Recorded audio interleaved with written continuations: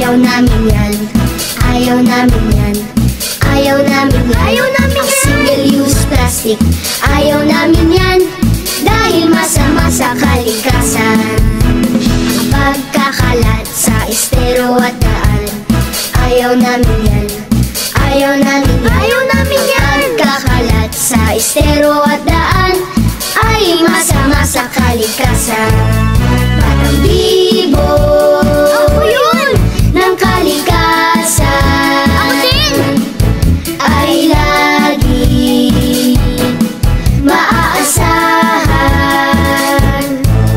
Batang bibo, batang bibo ako! Ng kalikasan ay dapat natularan.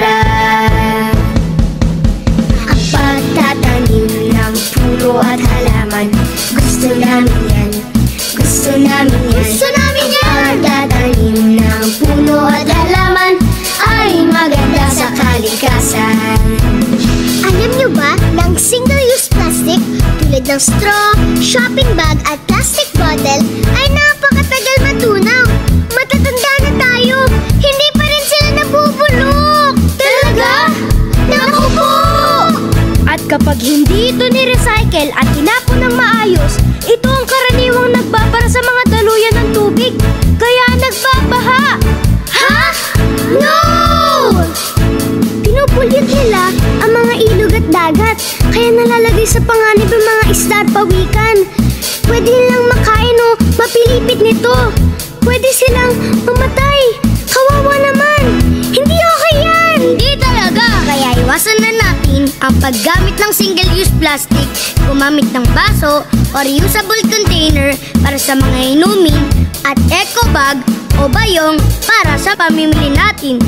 Ayos! Batang bibo, ako yun! Ng kalikasan, ako din! Ay lagi maaasahan. Batang bibo ako! Ng kalikasan ay dapat natularan. Batang bibo, ako yun! Ng kalikasan, ako din! Ay lagi maaasahan. Batang bibo ako! Ng kalikasan ay tunay bantay kalikasan. Huwa!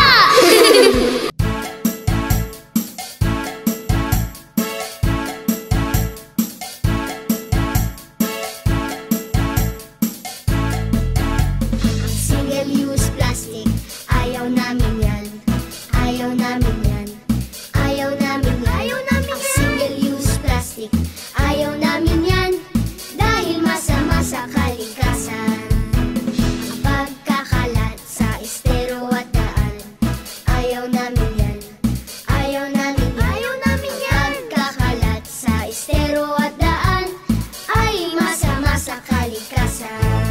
Batang bibo, ako yun! Ng kalikasan, ako din! Ay lagi maaasahan. Batang bibo ako! Ng kalikasan ay dapat natularan.